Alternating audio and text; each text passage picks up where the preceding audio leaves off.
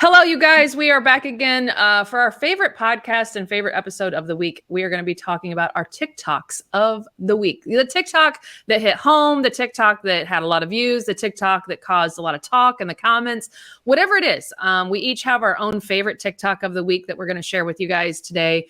And again, we are live recording this. So if you happen to catch it live, feel free to comment and let us know what's going on. But if you're watching the recording of this, let us know that you listened, send us feedback, share this with whoever you possibly can think of that enjoys our TikToks. Both of us have a pretty big following on TikTok. I mean, I consider big because I think even though we might not be in the millions of followers, we have people that engage. Like that's one thing I pride myself on. I might only have under 200,000 followers, but those 200, they engage. They like videos, they comment, they're talking back and forth. So how's your week on TikTok been? Positive, negative? How's it been?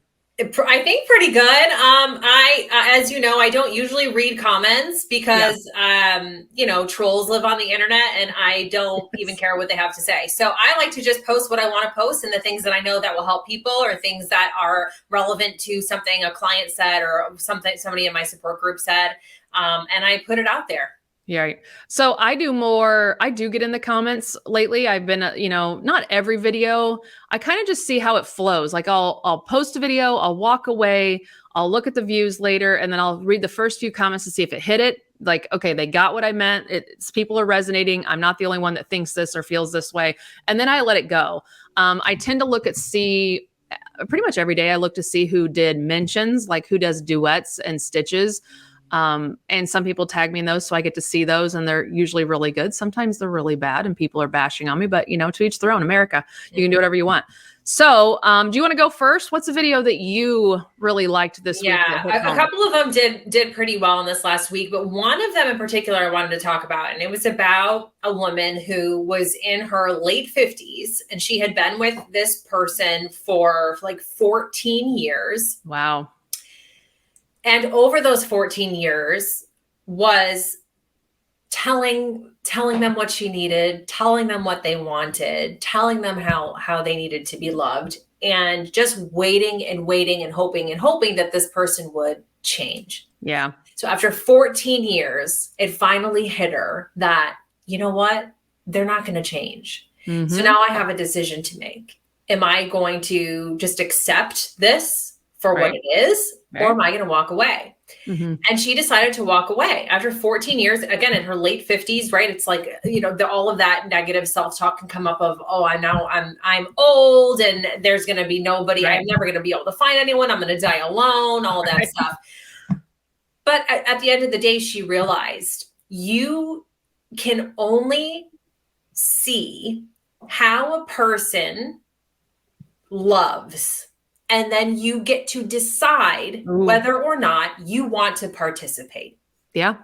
End of story. Mm-hmm. We can't change anybody. And we can sit and then we can hope and we can pray and we can complain and we can tell them everything, right? But they are who they are. And you have to decide, is that enough? Is that what you want? Right. Or is this person not capable of loving me the way that I need to be loved? And then having the courage to walk away if that's true. And I am definitely an advocate for that. I wouldn't necessarily say that I'm like a cheerleader for divorce, because I definitely root for relationships to work out. But you also have to be realistic, and some relationships just aren't fucking working out. Right. And so you got to get real about it. And if it's not working out, and if it's affecting your well-being negatively, and if you're just with the wrong partner and you're not happy, then you have a big decision to make. Are you going to sacrifice your well-being and your happiness because you made a promise to somebody? Yeah. Or are you going to put yourself first and say, no, I need to be looking out for me. I'm responsible for me and my happiness. Mm-hmm. I deserve to be with somebody who I don't have to convince of my value. And then walk away. And it's scary and it's hard and it's stressful and it's overwhelming. And it's definitely not the easy way out. Divorce is not the easy way out. Right. But it's an option. It's an option to a problem. And when you have a problem that can't be solved any other way, sometimes you need to take advantage of that option and then start anew. And Right. I, for one, my personal experience, am so grateful for my divorce. And I've been divorced twice. I am so grateful for both of those divorces Yep. because I have been able to create the healthiest, happiest, most fulfilling life that I've ever had. I'm in the best place I've ever been in my life. And I never would have been able to be here if I hadn't left the marriages that were not right for me. And don't you think I'm on the same path with you? Like, I think when I was going through my divorce, I kept saying like, I should have just stayed married. Like, this is miserable. This is horrible. This is the worst thing I've ever been through. My marriage was easier than this divorce process and how I feel about myself and not seeing my kids and the money lost and all these things. But now I realize like I had to go through that. I had to go through that to figure out who I was, to have the amazing children I have, to have the business I have now, helping other people that are going through the same shit I went through. People that went through an abusive, emotionally abusive relationship, people that went through financial abuse, people that went through a financially abusive divorce. Like, I had to do that to be where I am today and to formulate who I am as a human being today and to be this confident in myself. I had to go rock bottom. For me, I had to hit that rock bottom and rebuild and restructure and figure it out. And I think leaving was a hard decision. I mean, it's that humility, that shame, everything, but when you realize you look at somebody every day and go, they just don't get me. Yeah. And I don't know that they ever really will. Like my ex-husband, he's great at some things. He's a good worker. He knows how to wash a car really well. He can do laundry like a fucking champ. His whites are the whitest whites I've ever seen. He knows how to do cars. He's a great motorcyclist. I feel safest when I'm with him. He's a great teacher with that. But that's his limit. He didn't know how to love. He didn't know how to nurture. He didn't know how to compliment. He didn't know how to value people that were helping him. Mm-hmm. He didn't see people. He saw himself, and and it's not even really a knock on him. It's just who he was. And I think me looking at him and going, okay, I can fix this. I can make people like him. I can make him see that all he has to do is tell me thank you every day, or I love you every day, or just do the dishes for me once and I'll be happy. Like I was having to train him into like being a normal, loving, accepting person. And it's just not in the cards for him. It's not who he is. He doesn't have those abilities that from along other issues. It's not his personality to love like the way I wanted to be loved. And like what you said, I had to stop and look and say, this is a person that doesn't see me and isn't willing to try and just the way he shows love is not the way I want to receive love. Mm-hmm. And therefore I got to go. Yes. And one of the big reasons I had to go is because my kids were seeing me not be loved. My kids were seeing me pour love out, but nothing get back. My kids were seeing me become different when he walked in a room. My kids were witnessing a lot of things that weren't normal that I didn't want them to think that that's how a relationship was. Right. And it doesn't even like for you, I know that your relationship was really toxic. It was unhealthy. It doesn't even have to be. You can be in a healthy relationship and still feel like this person is not loving me the way that I need to be loved. We're not communicating the way I want to communicate. Yep. We're not seeing things eye to eye. We're just not on the same team. We don't have the same goals. Our morals are different. There's so many reasons. Your moral compass could be different. I see this a lot post-divorce when I'm helping clients is, I'm like, hey, how do you guys feel about medical decisions? And I got one person that's anti-vax and one person that's a vaxxer. And I'm like, right. How did you ever get married? One of you is a Catholic and one of you is an atheist. Yes. You guys, did you think this was going to go smooth? Yes. And I will tell you Republican, Democrat, like, that was me. What are you thinking? That was me. I was somebody who I'm not a religious person. My first husband I married was a Catholic. And I was like, it'll be fine. He can just believe what he wants and I'll believe what I want. Yeah. And then you have a baby. And then they need to do all of these Catholic things. And I'm like, whoa. You're not dunking her. This isn't right. And then there's problems. Yeah. So like, yes, there's so many things that you guys have to see eye to eye on. It doesn't have to even be an abusive relationship. Right. It's like sometimes it's just not a good match. And that's okay. We are human. We fuck up. We choose the wrong things. We make mistakes. You should not punish yourself for the rest of your life by sacrificing your health, your happiness, your well-being because you promised somebody something. Like Right. what about you? Who's Yeah. looking out for you? And this is not selfish. You are in charge of your own life. You Right. are responsible for your own life. So sometimes that means making hard choices that disappoint others and that might be hurtful for others, but that's not your responsibility. Correct. You are your responsibility. Right. So she left and So she left. Yeah. And I don't know if she's like with a new partner or anything like that, but I just loved it's just showing the bravery of that and the reality of it, of like, I was hoping he would change. I was trying to get him to change. I was telling him what I needed. I was telling him, and he just wasn't getting it. And I had to, after 14 years of trying, I had to say to myself, he's not gonna get it. And so now I need to pick up and walk away if I believe that I deserve more and that more is possible, because that is really what it comes down to.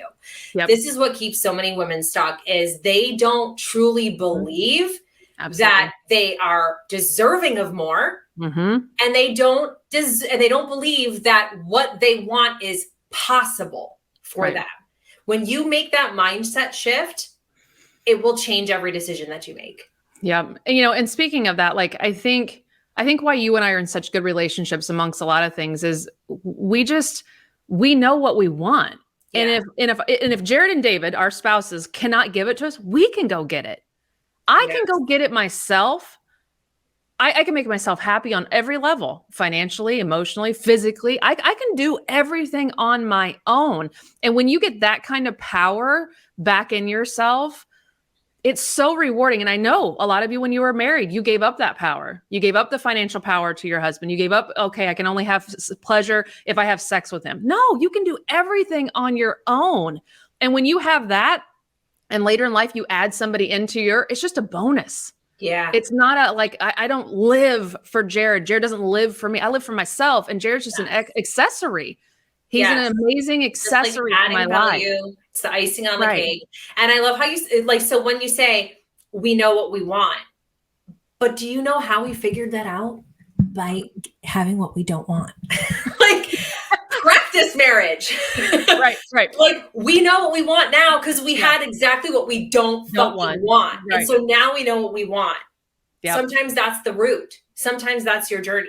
And trial and error. I mean, I've done some things even single that I'm like, that's not for me. That wasn't a good choice for me. I chose wrong there. I'm going to choose different. And it's just trial and error and figuring out how to get there financially. I've had business things that failed and that didn't fill up my bucket. I've tried things, physically that I'm like, oh, that didn't work. Try something. And you have to keep going and you can't be stuck. I know too many of you are just stuck. You're like, I'm scared of change. I don't know how to find things. I don't know how to explore. Yeah. The worry, and you got to ask yourself, for me, it was the modeling. What am I modeling to my kids? I mean, I probably would have stayed if it was just me because of the humility of divorce. But when I saw my kids looking at me in a different way when my husband was home and they weren't liking me, I was like, ooh, God, I got to get out of this, So you'll hit a rock bottom. You'll hit a level where your toleration is just gone. Like, no, I want more. And you all can find it. I mean, did I think that I was going to be with a guy that's 5 years younger? Absolutely not. I mean, I hooked up with him just to hook up with him. I didn't know it was going to be like literally I hooked up with this guy and the next morning he stayed. I mean, Jared stayed.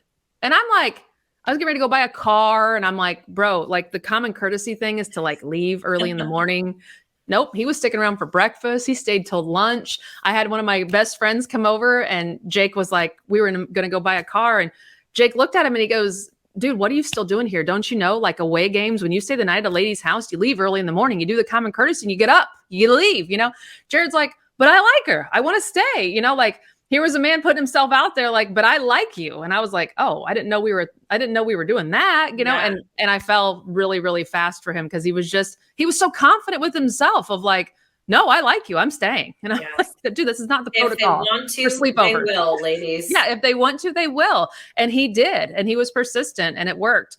But it was just because I knew who I was too. I knew I could have him over and I was good the next day to go with my other guy friend to go buy a car. I mean, I had no qualms about it. Jake was my best friend. I'm going to go buy a car that day. And I was buying a car for me.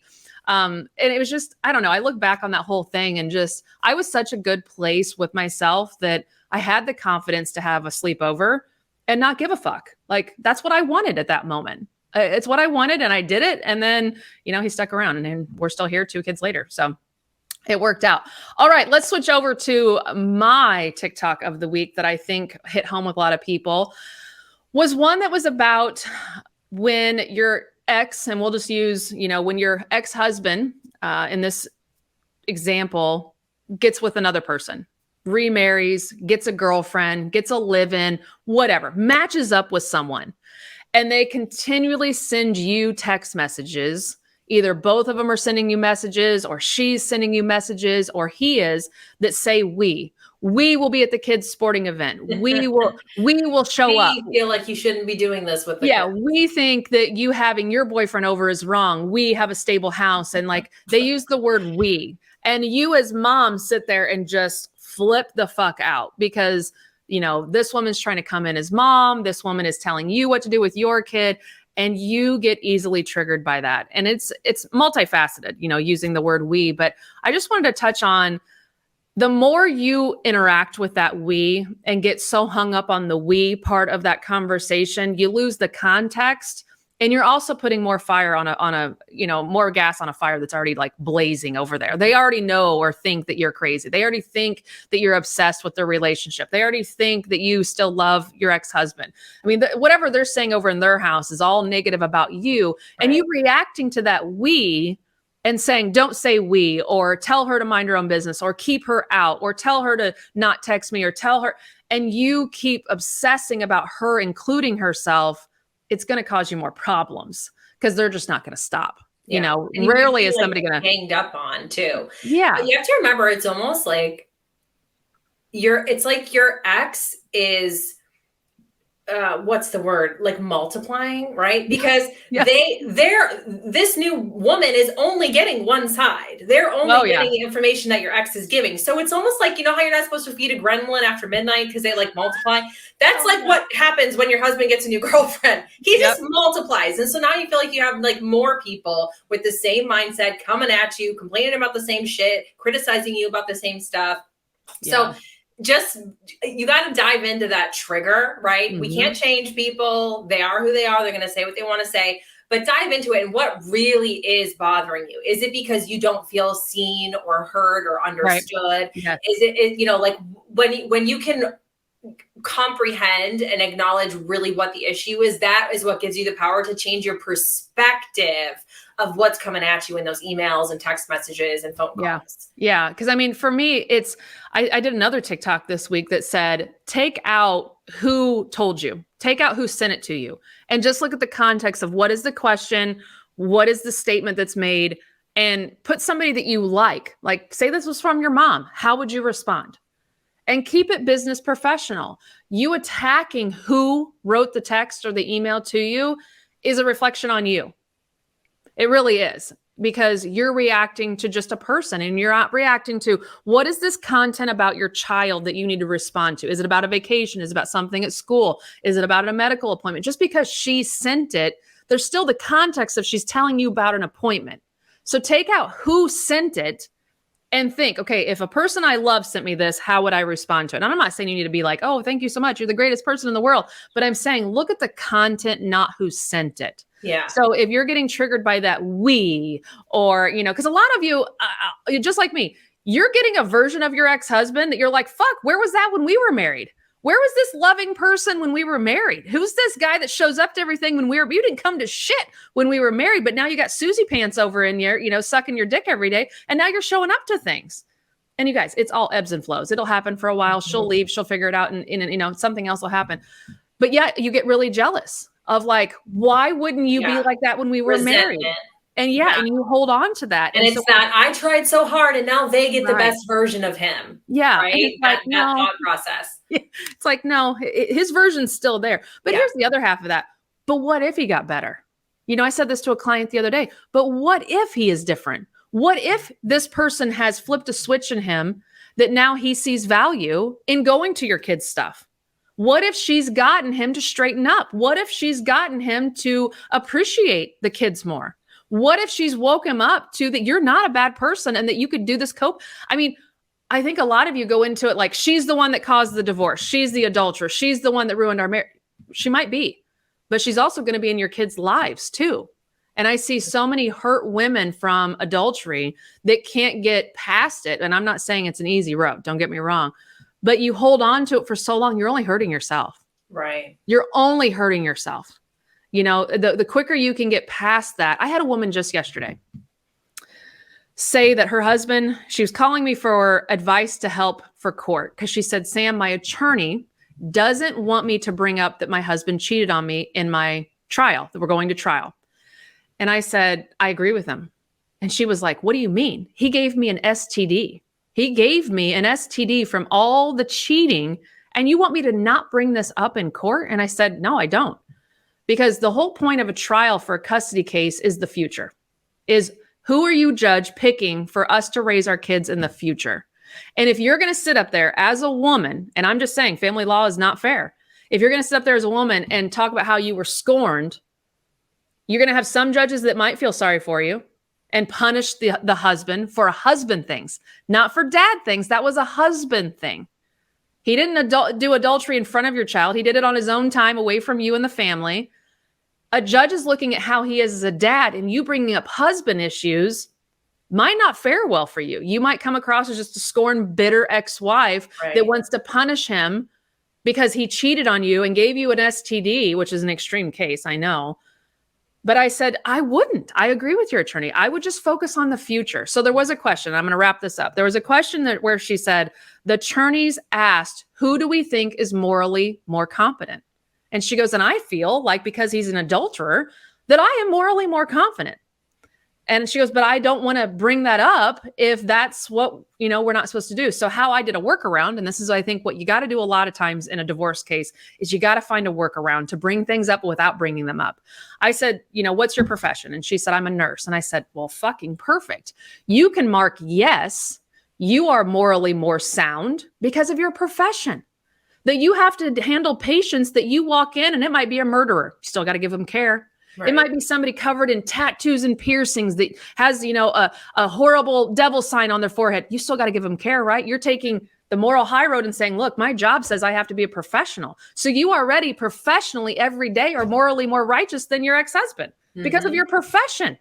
So you're very easy at not passing judgment upon people and still giving them care and still giving them the quality that they need. So I said, use your profession as a way to do this. And the other, just so you guys know, the back door to get the STD in, I gave her was, I said, the whole thing is she was wanting to relocate with her family and which were further away. And I said, talk about how your family was your support staff. Get on the stand and say, my mom in 2 seconds, when she found out I got an STD from my husband, came and stayed with us for a month. That's how much my family is willing to help out. I said, there, you mentioned it, but without just saying, oh, my husband gave me an STD and I'm super mad about it. You just mentioned how your mom came to your bedside the second you found out you have this STD from your adultering husband. And so she was like, these are perfect, ways to bring something up, but not dwell on it and sound like a bitter ex-wife up on the stand. So it's a lot of healing that you have to do, but it's the whole, this woman could be completely pissed at this man for years, not only for the STD, but for breaking up the marriage with adultery. But she said, I have to focus on the future with my kid. And it's still his dad.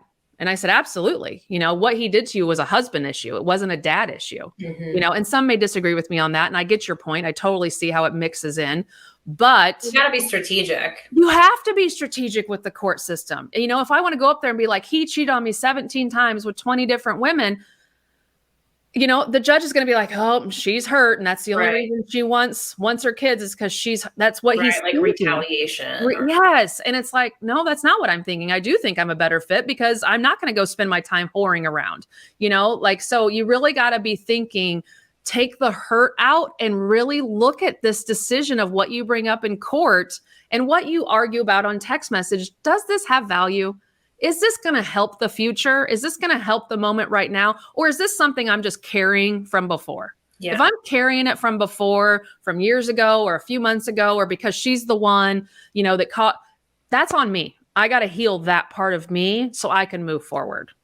So we kind of went a little bit all over the place with that one, but a lot of it is just doing a lot of self-work.